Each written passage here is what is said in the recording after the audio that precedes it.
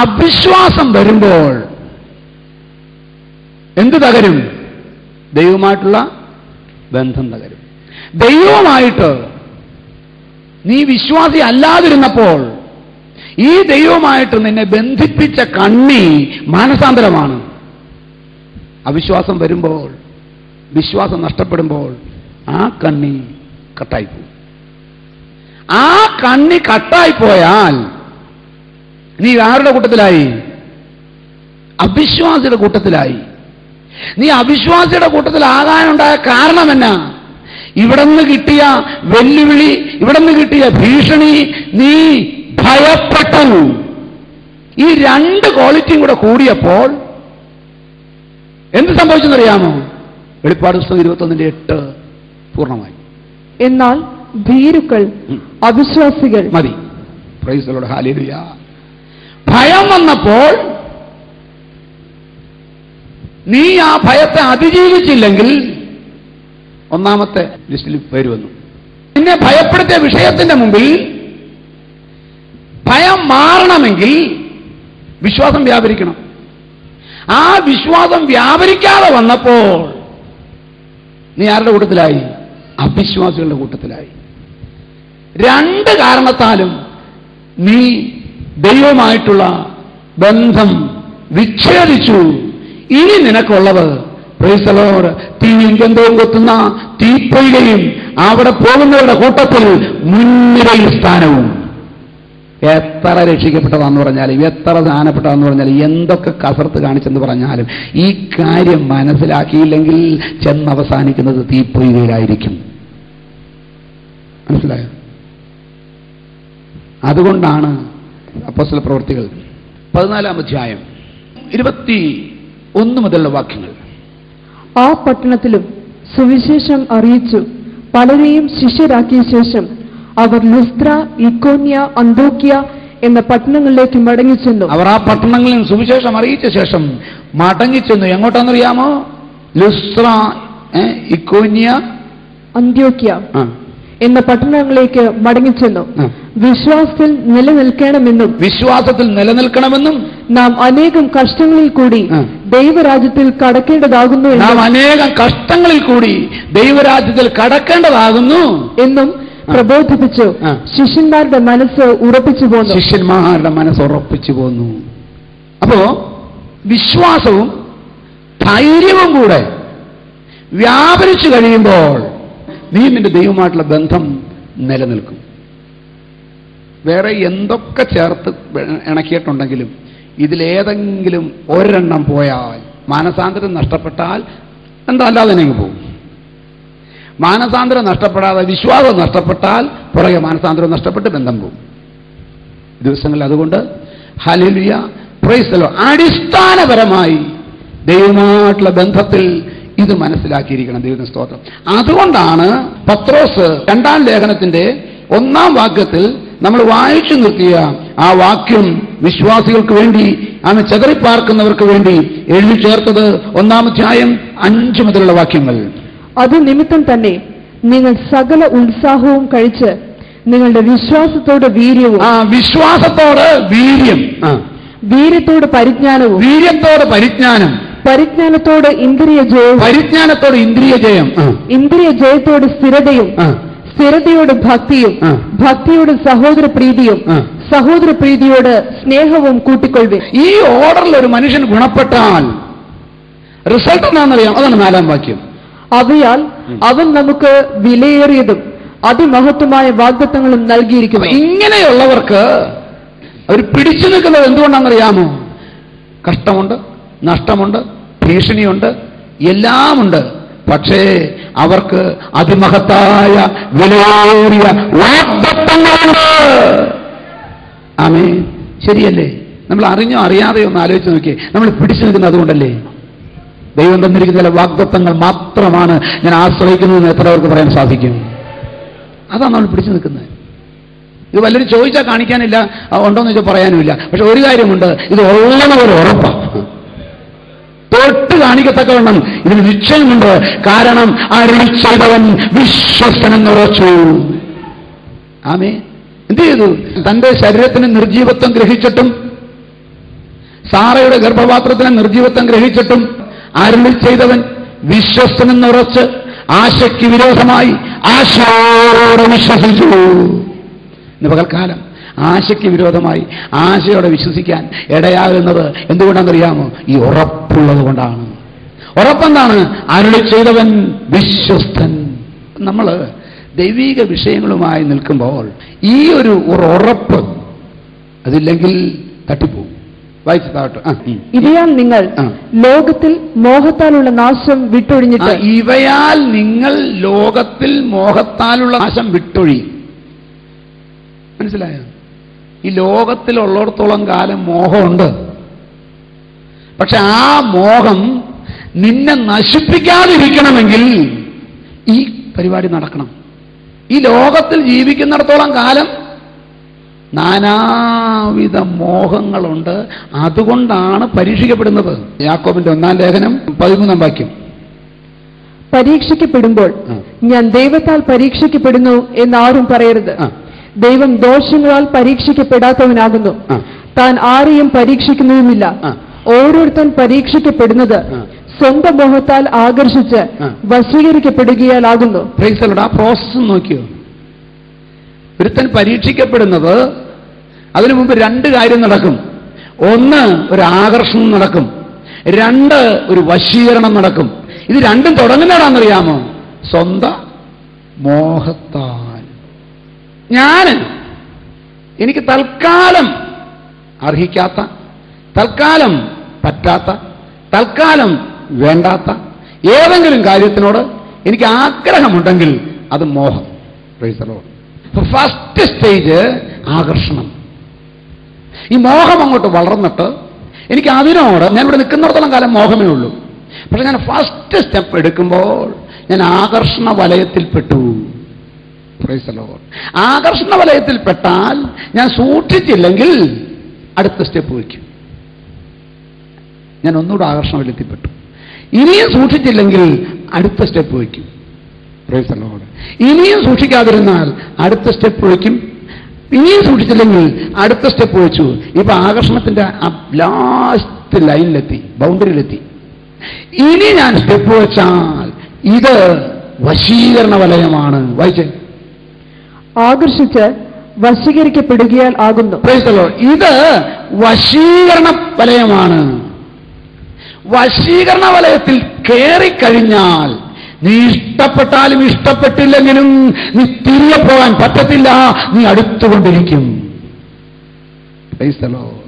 ആ വശീകരണ വലയത്തിൽ പെട്ടാൽ നീ അടുത്ത് ചെന്ന് ഇപ്പൊ നീ ഏതിനോടെ കെട്ടിപ്പിടിച്ചോണ്ടിരിക്കുന്നേ? നിനക്ക് ചേരാത്തത്, നിനക്ക് ഇഷ്ടപ്പെടാത്തത്. Praise the lord. ഹല്ലേലൂയ. ഇനി ഇതൊന്നും കൂടെ മനസ്സിലാകാനായിട്ട് ഞാൻ പ്രൈസ് ദി ലോർഡ് ഒരു ഉപമ പറയുകയാണ്. അതൊരു പെങ്കൊച്ചാന്ന് വിചാരിക്കും, ഞാനൊരു ആണെ ചേർക്കണമെന്ന് വിചാരിക്കും. ആള് പരമസുന്ദരിയാണ്. അപ്പൊ ആളുടെ സൗന്ദര്യം എൻ്റെ ഉള്ളിൽ എന്ത് ജനിപ്പിക്കും? മോഹം ജനിപ്പിക്കും. ചിലതിന് സൗന്ദര്യമൊന്നും വേണ്ട, ഒരു കാലിൽ നീളം കൂടി അത് വെച്ച് മോഹിക്കുന്ന പാർട്ടിയുണ്ട്. അത് പെർവേർഷനാണ്. മനസ്സിലായോ? ചില വികൃതം ആയിട്ട് ചിലത് കണ്ടിട്ടില്ലേ? നാട്ടുകാരടി നീ ഇതെങ്ങനെയാടി ഇവനൊക്കെ സ്നേഹിച്ചെന്ന് ചോദിക്കും. പക്ഷേ ആദ്യം ഉണ്ടാകുന്നത് എന്തുവാ? മോഹം അങ്ങോട്ട് വളർന്ന് വളർന്ന് വളർന്ന് വരുമ്പോൾ പതുക്കെ എന്ത് ചെയ്യും? ആകർഷിക്കാൻ തുടങ്ങും. അപ്പൊ അവിടെ പിറ്റേ ദിവസം ഓരോ ഷർട്ട് മാറുന്നു, ഉടുപ്പ് മാറുന്നു, പാൻറ് മാറുന്നു, പ്രൈസുള്ള സാരി മാറുന്നു. എന്തെല്ലാം കാണിക്കാമോ അതെല്ലാം കാണിക്കും. എന്തിനാണെന്നറിയാമോ? ആകർഷിക്കാൻ. Price the Lord. ഇതങ്ങോട്ട് വർദ്ധിച്ച് വർദ്ധിച്ച് വർദ്ധിച്ച് വർദ്ധിച്ച് വർദ്ധിച്ച് കുറച്ച് കഴിയുമ്പോൾ എന്ത് ചെയ്യും? വശീകരണത്തിലെത്തും. പക്ഷെ ഒരു കുഴപ്പം കൂടെ ഉണ്ട്. ഈ ആകർഷണ വലയത്തിൽ കിടക്കുമ്പം ഞാൻ ഈ പുൾപിറ്റിന്റെ ഈ വശം കണ്ടിട്ടില്ല, ഈ വശം കണ്ടിട്ടില്ല, ഈ വശം ഒട്ടും കണ്ടിട്ടില്ല. മനസ്സിലായോ? Price the Lord. എന്നാലും ഞാൻ ഇവിടെ നിന്ന് നോക്കിയപ്പോൾ എനിക്ക് ഇഷ്ടപ്പെട്ടത് എന്നാണെന്നറിയാമോ? ഈ കാണുന്ന ഫ്ലാറ്റായിട്ട് കിടക്കുന്ന സ്ഥലം എനിക്ക് ഇഷ്ടപ്പെട്ടു. ഈ സമയത്ത് എന്നോട് ചോദിക്കാന്ന് വിചാരിച്ചോ, എടാ നിനക്കത് ഇഷ്ടപ്പെടാൻ കാരണം നിനക്ക് ചേരത്തില്ലെങ്കിലും നിനക്ക് എന്തുകൊണ്ടാണ് ഇഷ്ടപ്പെടുന്നത് ചോദിച്ചാൽ പറയും നല്ല പരന്ന് കണ്ടോ, നല്ല മിനുസപ്പെട്ട നല്ല കണ്ടോ കണ്ടോ കണ്ടോ എന്തെല്ലാം ന്യായീകരണമുണ്ടോ. അതൊക്കെ കേൾക്കുന്നില്ല, അത് പറഞ്ഞിരുന്ന നിനക്കെന്നടാ? അല്ല, എന്നാലും നോക്കി അതിന്റെ ഭംഗിയില്ലേ? ഇതാണ് ഫസ്റ്റ്. പിന്നെ ഇത് കഴിഞ്ഞ് ആകർഷണത്തിന്റെ സ്റ്റേജിലോട്ട് വരുമ്പോൾ കൂടുതൽ കൂടുതൽ അടുക്കുന്തോറും ഈ പരപ്പ് നല്ല കൂടുതൽ കൂടുതൽ ഫ്ലാറ്റ് ആണെന്നും കൂടുതൽ കൂടുതൽ സ്മൂത്ത് ആണെന്നും കൂടുതൽ കൂടുതൽ ഷൈനിങ് ചെയ്യുന്നതാണെന്നും അങ്ങ് വെളിപ്പെടാൻ തുടങ്ങും. പക്ഷേ ഇവിടെ എത്തുന്നതിന് ഒരു ഓപ്റ്റിമം ഡിസ്റ്റൻസ് ഉണ്ട്, മനസ്സിലായോ? ആ ഓപ്റ്റിമം ഡിസ്റ്റൻസ് വരെ ഞാൻ ഇതേ കാണുന്നുള്ളൂ. പക്ഷേ ആകർഷണത്തിന്റെ വലയത്തിൽ നിന്ന് വശീകരണ വലയത്തിലോട്ട് കയറിയപ്പോൾ ഞാൻ ഇവിടെ പൊള്ളയാ, ഇവിടെ അതൊരു ഭംഗിയില്ല കാണാൻ. ഇവിടെ നല്ല മിനുസമാണ്, കൊണ്ട. പക്ഷേ ഞാൻ ഇത് കണ്ടുപിടിച്ചെങ്കിലും എനിക്ക് എന്ത് സാധിക്കത്തില്ല, എനിക്ക് പിന്മാറാൻ പറ്റുകയില്ല. കാരണം ഞാൻ വശീകരണത്തിൽപ്പെട്ടു. Price the Lord. അപ്പൊ അതുകൊണ്ട് എന്ത് ചെയ്യുന്നറിയാമോ, എനിക്ക് പിന്മാറാൻ കഴിയാത്തത് കൊണ്ട് ഞാൻ പിന്നെയും അടുക്കുന്തോറും പിന്നെ കാണുന്നത് ഇവിടുത്തെ മിനുസമല്ല. ഇവിടെ കാപ്പി വീണ് കിടക്കുന്നു, അവിടെ ഇത് കിടക്കുന്നു, ഇവിടെ കുത്തിവരച്ചിട്ടേക്കുന്നു. Price the Lord. ഞാൻ ഓരോ ഓരോ ഓരോ ഓരോ ഡിഫക്ട്സ് കാണുകയാണ്. ഇത് കാണുന്തോറും എന്റെ മനപ്രയാസം വർദ്ധിക്കുന്നുണ്ട്. പക്ഷെ എനിക്ക് രക്ഷപ്പെടാൻ വയ്യ, കാരണം ഞാൻ വശീകരിക്കപ്പെട്ടു. ഒടുവിൽ പ്രൈസ് ദി ലോർഡ് ഇപ്പം കെട്ടിപ്പിടിച്ച് രണ്ടും കൂടി ഇരിക്കുക. ഒരു ചുറ്റലും കണ്ടു കഴിഞ്ഞപ്പോഴത്തേക്കും പൂർത്തിയായി. മുമ്പും കണ്ടു, പുറവും കണ്ടു, സൈഡും കണ്ടു, എല്ലാം കണ്ടു. ഈ എന്റെ ദൈവമേ, എന്റെ തലേക്കലായി സാധനം. പക്ഷെ എന്ത് ചെയ്യാൻ പറ്റത്തില്ല, എന്ത് ചെയ്യാൻ പറ്റത്തില്ല, രക്ഷപ്പെടാൻ പറ്റത്തില്ല. പിന്നത്തെ പരിപാടി എന്തറിയാമോ, ഇത് അങ്ങോട്ട് തള്ളുന്നു, അതിങ്ങോട്ട് തള്ളുന്നു. മനസ്സിലായോ? എന്തിനാ? ഇത് പറിച്ചു മാറ്റാൻ. ഇന്നത്തെ അനേക വിവാഹങ്ങൾ പ്രൈസ് ദി ലോർഡ് ഡൈവോഴ്സിൽ അവസാനിക്കുന്നത് ഇങ്ങനെയാണ്. തുടക്കം മോഹം. ഇങ്ങോട്ട് വായിച്ചു വാക്യം. ഓരോരുത്തൻ പരീക്ഷിക്കപ്പെടുന്നത് സ്വന്തം മോഹത്താൽ ആകർഷിച്ച് വശീകരിക്കപ്പെടുകയാൽ ആകുന്നു. മോഹം ഗർഭം ധരിച്ച് പാപത്തെ പ്രസവിക്കുന്നു. മോഹം ഗർഭം ധരിച്ച് പാപത്തെ പ്രസവിക്കുന്നു.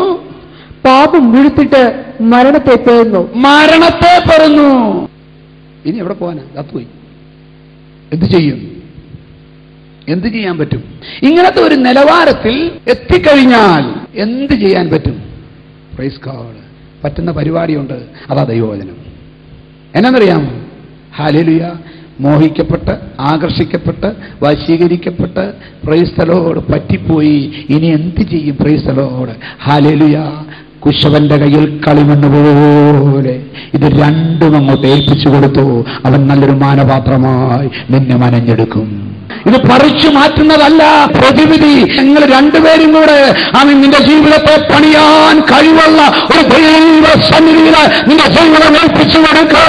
ഒരു നല്ല കുശവൻ തനിക്ക് മാനപാത്രമായി ചീത്തയായി പോയ പാത്രത്തെ മാറ്റുന്നത് പോലെ നിന്നെ വീണ്ടും പണിതെടുക്കും. ഇത് മനസ്സിലാക്കുമ്പോൾ വിശ്വസിച്ചു കഴിഞ്ഞാൽ എന്ത് നമുക്കറിയാമോ? ഒരു മാനസാന്തരം ഉണ്ടാവും. Praise God. ആ മാനസാന്തരം നിന്റെ ദൈവവുമായി നഷ്ടപ്പെട്ടു പോയ ബന്ധത്തിലേക്ക് കൊണ്ടുവരും. മാത്രമല്ല, നീ മാനസാന്തരപ്പെട്ട് നിന്റെ ദൈവവുമായി യഥാർത്ഥ ബന്ധത്തിൽ വരുമ്പോൾ മാനസാന്തരപ്പെടാതെ കിടന്ന നിന്റെ കൂട്ടുകാരൻ നിന്നോട് കൂടെ ഈ വിശ്വാസത്തിൽ ദൈവമായിട്ടുള്ള ബന്ധത്തിലേക്ക് വരും. അങ്ങനെ ഏറെയും ചേർന്ന് ഞാൻ ദൈവത്തെ സ്തുതിച്ചാരാധിക്കുന്നു. രണ്ടുപേരും കൂടെ പറയും, എന്റെ യേശു എനിക്കു നല്ലവൻ, അവനെന്നും മതിയായവൻ. എന്റെ യേശു എനിക്കു നല്ലവൻ, അവനെന്നും മതിയായവൻ. ആപത്തിൽ രോഗത്തിൽ പ്രയാസങ്ങളിൽ മനമേ അവൻ മതിയായവൻ. പ്രയാസം, പ്രതികൂലവും കഷ്ടങ്ങളും വരുമ്പോൾ നാം ഇങ്ങനെ അനേക കഷ്ടങ്ങളിൽ കൂടെ ദൈവരാജ്യത്തിൽ കടക്കേണ്ടതാകുമെന്ന് പറഞ്ഞ് പരസ്പരം ഉറപ്പിക്കും. അങ്ങനെ ഉറപ്പിച്ചും ഒന്നിച്ചാരാധിച്ചും മുന്നോട്ട് പോകും. പക്ഷേ ഇത് ലോകമാണ്. ഇവിടെ നീ സ്ഥിരമായിട്ട് താമസിക്കാനുള്ളതല്ല. ഈ ലോകത്തോട് പറ്റുമാനം നിനക്ക് കൊള്ളുകയില്ല. ലോകത്തെയും ലോകത്തുള്ളതിനെയും സ്നേഹിക്കരുത്. ഇങ്ങനെയുള്ള വചനങ്ങൾ കിടക്കുന്നത് കൊണ്ട് ഈ ലോകം നിനക്ക് ശാശ്വതമല്ല. ഈ ലോകം നിനക്ക് സമാധാനം പൂർണ്ണമായി തരത്തില്ല. ഈ ലോകം നിനക്ക് പൂർണ്ണ സന്തോഷം തരത്തില്ല. പ്രശ്നമുണ്ടാകും. പക്ഷേ ഈ പ്രശ്നം വരുമ്പോൾ പണ്ട് നേരിട്ടിരുന്നോ അതുപോലെ നേരിടാൻ പോകത്തില്ല. Price the Lord. പിന്നെ എങ്ങനെ നേരിടും? ഹല്ലേലൂയ. പരസ്പരം പറയും, ഇതെത്ര നാളുണ്ട്? കൂടിയ 70 അല്ലെങ്കിൽ 80. അതിന്റെ പ്രതാപം വേഗം തീരുകയും നാം പറന്നു പോവുകയും ചെയ്യും. അപ്പൊ ഇങ്ങനെ അങ്ങോട്ട് വിശ്വാസ ജീവിതം പണിതെടുത്താൽ ഈ നിൽക്കുന്ന സാധനം എനിക്കെതിരെ എത്ര ഭീഷണി ഉയർത്തിയാലും എന്റെ ഉള്ളം പറയും, എന്റെ വിശ്വാസം പറയും, എന്റെ യേശു എനിക്ക് മതിയായവൻ. അതുകൊണ്ട് എന്തെന്നറിയാമോ? എന്തൊക്കെ ഭീഷണി എവിടെ നിന്നൊക്കെ വന്നാലും ഞാനെന്റെ ദൈവമായിട്ടുള്ള ബന്ധം വിടത്തില്ല, ഒരിക്കലും വിടത്തില്ല. കാരണം പ്രൈസ് ദി ലോർഡ്, ഇതിനെയൊക്കെ നിഷ്പ്രഭമാക്കുന്നത് എന്റെ ദൈവമായിട്ടുള്ള എന്റെ ബന്ധമാണ്. ഈ ഭീഷണികളെ, ഈ കൊലകളെ, ഈ വിശ്വാസങ്ങളെ നിഷ്പ്രഭമാക്കുന്നത് എന്റെ ദൈവമായിട്ടുള്ള എന്റെ ബന്ധമാണ്. അത് മരിക്കേണ്ടി വന്നാൽ ഞാൻ കാത്തു സൂക്ഷിക്കും. കാരണം എന്നറിയാമോ? എന്നിൽ വിശ്വസിക്കുന്നവൻ മരിച്ചാലും ജീവിക്കും. മനസ്സിലായോ? ഈ കാഴ്ചപ്പാട് പ്രാപിച്ചാൽ ഹല്ലേലൂയ നീ അങ്ങ് എത്തും. അല്ലെങ്കിൽ എന്നാന്നറിയാമോ? കാശില്ലെങ്കിൽ വിശ്വാസം പോകും, പ്രമോഷൻ കിട്ടിയില്ലെങ്കിൽ വിശ്വാസം പോകും, മക്കളുടെ കല്യാണം നടന്നില്ലെങ്കിൽ വിശ്വാസം പോകും, പരീക്ഷയ്ക്ക് ജയിച്ചില്ലെങ്കിൽ വിശ്വാസം പോകും, ഫസ്റ്റ് റാങ്ക് കിട്ടിയില്ലെങ്കിൽ വിശ്വാസം പോകും, ജോലി കിട്ടിയില്ലെങ്കിൽ വിശ്വാസം പോകും. എന്തെങ്കിലും ഒരു വിഷയം നടക്കാതെ വന്നാൽ ആദ്യം പോകുന്നത് വിശ്വാസമാണ്. ഓക്കെ, ചില വിശ്വാസികൾക്ക് എന്തെങ്കിലും ഒരു ചെറിയ വിഷയം നടക്കാതെ പോയാൽ മതി, എന്തോ പോകുന്നത് പറയും, നഷ്ടപ്പെടുന്ന എന്നാ? വിശ്വാസമാണ്. എന്തോ പ്രയോജനം? ദൈവത്തെ സ്നേഹിച്ചിട്ട് മുങ്ങിയിട്ട് എന്നാ പാട്? ഓ ദൈവത്തിന് സ്തോത്രം, ബെന്തിക്കോസിൽ പോയിട്ട് എന്നാ കിട്ടിയേ? വിശ്വാസമില്ല. ഇതൊക്കെ ഇവിടുന്ന് പോയി കിട്ടുക എന്നല്ലെന്ന് ഞാൻ പറയുന്നത്. ഇതിനെയൊക്കെ കൊണ്ട് തുമ്മുമ്പത്തിരിക്കുന്ന മൂക്ക് വെച്ചുകൊണ്ട് തുമ്മാതിരിക്കാൻ പറ്റുമോ? ജലദോഷം വന്നാൽ തുമ്മണ്ടി വരും, തുമ്മും. അപ്പൊ തെറിച്ചു പോവുകയാണെങ്കിലോ ഒന്ന് പോട്ടെ. പകൽക്കാലം ദൈവമക്കളെ, ഉറച്ചു നിൽക്കുന്ന വിശ്വാസം, ഹല്ലേലൂയ, ഉറച്ചു നിൽക്കുന്ന വിശ്വാസം. ജീവൻ പോകേണ്ടി വന്നാലും ഞാൻ ഈ വിശ്വാസം വിടത്തില്ലെന്ന് എത്ര പേർക്ക് ഉറക്കു പറയാൻ സാധിക്കും? അങ്ങനെയുള്ള ഭക്തന്മാർ 1-ാം നൂറ്റാണ്ടിൽ വില കൊടുത്താണ് ഈ സഭയുണ്ടാക്കിയത്. നമ്മളെപ്പോലെയുള്ള കുറെ പാർട്ടികൾ ആ കാലത്തെങ്ങാനും ഉണ്ടായിരുന്നെങ്കിൽ, അതുകൊണ്ടാണ് നമ്മളെയൊക്കെ 21-ാം നൂറ്റാണ്ടിൽ കൊണ്ടൊന്ന് ജനിപ്പിച്ചത്. മനസ്സിലായി? 1-ാം നൂറ്റാണ്ടിൽ ജനിച്ചിരുന്നെങ്കിൽ ആകെപ്പോക്കടിയായി പോകാൻ. ഇപ്പൊ 21-ാം നൂറ്റാണ്ടിലാണെങ്കിൽ എല്ലാം നല്ല ഗുരുമാര്യങ്ങൾ രക്ഷപ്പെട്ടു പോകും. ഭാഗ്യത്തിനായി ദൈവത്തെ സ്തുതിക്കാം. അപ്പോസ്തലൻ പറയുന്നുണ്ടത്. അവർ നമ്മെ കൂടാതെ രക്ഷാപൂർത്തി പ്രാപിക്കാതിരിക്കേണ്ടതിന് ദൈവം നമുക്ക് വേണ്ടി ഏറ്റവും നല്ലതൊന്ന് മുൻകരുതിയിരുന്നു. ഈ 21-ാം നൂറ്റാണ്ടിൽ അല്ലാതെ ജനിച്ചിരുന്നെങ്കിൽ ഒന്ന് ആലോചിച്ച് നോക്കി, വിശ്വാസത്തിൽ കാണുമായിരുന്നു. ഇനി അടുത്ത നൂറ്റാണ്ടിൽ വരാൻ പോകുന്ന ഫാഷനൊക്കെ ഒന്ന് ആലോചിച്ച് നോക്കി, മനുഷ്യനെങ്ങനെ ഏതം തോട്ടത്തിൽ പോലെ നടക്കാൻ പോകുന്നൊരു കാലം വരിക. എന്തൊക്കെ പ്രലോഭനം വന്നാലും, ഈ ലോകത്തിൽ നിന്ന് എന്തൊക്കെ അകത്ത് കയറിയാലും, ഈ ലോകത്താലുള്ള മോഹം കയറാതെ സൂക്ഷിക്കാൻ സാധിക്കുമോ? നീ രക്ഷപ്പെട്ടു. ഏത് പ്രായമാണെന്ന് വിഷയമല്ല കേട്ടോ. ചിലരൊന്ന് ടീനേജ് എന്ന് വെറുതെ പറയുക, ടീനേജ് എന്നൊക്കെ പറയുന്നത്. 19-ാം വയസ്സിലായി ഈ കർത്താവിൻ്റെ വചനം കേട്ടത്, ആദ്യമായിട്ട് കേട്ടത്. അന്നൊരു തീരുമാനമെടുത്തു. പ്രതിഫലം നോക്കിയതുണ്ട്. ഫറവോന്റെ പുത്രിയുടെ മകനെന്ന് വിളിക്കപ്പെട്ട് മിസ്രൈമിലെ നിക്ഷേപങ്ങളെക്കാൾ ദൈവ ക്രിസ്തുവിനുള്ള നിന്ന വലിയ ധനമെന്നെണ്ണി ദൈവജനത്തോട് കഷ്ടമനുഭവിക്കുന്നത് മോശ തെരഞ്ഞെടുത്തെങ്കിൽ, കർത്താവേ ഈ 19-ാം വയസ്സിലും ഞാൻ എൻ്റെ ദൈവത്തിന് വേണ്ടി നിൽക്കും. ദൈവത്തിന് സ്തോത്രം. 19-ാം വയസ്സൊന്നും ടീനേജ് ഒന്നും ഒരു വിഷയമല്ല കേട്ടോ. കാഴ്ചപ്പാട് വേണം. ഇവിടെ തുള്ളിച്ചാൽ ഇവിടെ തുള്ളും, ഇല്ലെങ്കിൽ പുറത്തു തുള്ളും. ഇതല്ല മാനസാന്തരം, ഇതല്ല ആത്മീയം. ആത്മീയം എന്ന് പറയുന്നത് നാമോ നമ്മെ സ്നേഹിച്ചവൻ മുഖാന്തരം ഇവരൊക്കെയും പൂർണ്ണ ജയം പ്രാപിക്കുന്നു. ലോകം നിന്നെ വിളിക്കുമ്പോൾ, നിന്നെ മാടി വിളിക്കുമ്പോൾ, നീ അതിന്റെ നേരെ നോക്കിയിട്ട് നിന്റെ ദൈവത്തെയും നോക്കണം, നിന്റെ യേശുവിനെയും നോക്കണം. എന്നിട്ട് എൻ്റെ യേശുവിനോട് ചേർന്ന് നിൽക്കുന്നതാണ് എനിക്ക് ഇതിനേക്കാൾ നല്ലതെന്ന് മനസ്സിലാക്കി ഭാവിശാലി എന്ന് പറയാൻ സാധിക്കണം. അതാണ് ആത്മീയം, അതാണ് ആത്മീയം. അത് പ്രാപിക്കാതെ എനിക്ക് കഷ്ടമുണ്ട്. ഇന്ന് പെന്തിക്കോസിലോട്ട് പിടച്ച് കയറിയേക്കുന്നത് തന്നെ ബാക്കി സ്ഥലത്ത് പോയാൽ നടക്കാഞ്ഞിട്ടാണ് ഇവിടെ കയറിയത്. നിങ്ങളൊരു കാര്യം മനസ്സിലാക്കണം. ഹല്ലേലൂയ. ഈ ലോകം മോഹം നമ്മൾ തമ്മിലുള്ള ബന്ധം അറിയാനായിട്ട് ഒരൊറ്റ ഉദാഹരണം പറഞ്ഞ് അവസാനിപ്പിക്കാം. ഹല്ലേലൂയ. നിങ്ങൾ വള്ളം കണ്ടിട്ടുണ്ടല്ലോ? വെള്ളം കാണാത്തവരുണ്ടോ? അല്ലെങ്കിൽ ബോട്ട് കാണാത്തവരുണ്ടോ? ഇല്ല, എല്ലാവരും കണ്ടിട്ടുണ്ട്. ബോട്ടിന്റെ ഉപയോഗം എന്തുവാ? എവിടെയാ ബോട്ടിന്റെ ഉപയോഗം? വെള്ളത്തിൽ. Price the Lord. ബോട്ട് സന്തോഷം തരുന്നതാ, യാത്ര ചെയ്യാൻ കൊള്ളാവുന്ന ത്രില്ലുണ്ട്. മാത്രമല്ല അക്കരയ്ക്ക് പോകാൻ ഉപയോഗിക്കാം, ഇക്കര വരാൻ ഉപയോഗിക്കാം, ചുറ്റിയടിക്കാൻ ഉപയോഗിക്കാം, മീൻ പിടിക്കാൻ ഉപയോഗിക്കാം. Price the Lord. ഒത്തിരി കാര്യത്തിന് ബോട്ട് ഉപയോഗിക്കാം. ഹല്ലേലൂയ. ബോട്ട് കിടക്കുന്നത് എവിടാ? കരയിൽ കയറിയിരുന്ന ബോട്ടല്ല, വെള്ളത്തിൽ തന്നെയാണ് ബോട്ട് കിടക്കുന്നത്. ബോട്ട് കിടക്കുന്നത് വെള്ളത്തിലാണ്. പക്ഷേ ഒരു കാര്യം, വെള്ളത്തിൽ കിടക്കുന്ന ബോട്ടില് അല്ലെങ്കിൽ വെള്ളത്തിൽ കിടക്കുന്ന വള്ളം സൂക്ഷിക്കേണ്ട ഒരു കാര്യമുണ്ട്. വെള്ളത്തിൽ കിടക്കേണ്ട വള്ളത്തിനകത്ത് വെള്ളം കയറരുത്. മനസ്സിലായോ?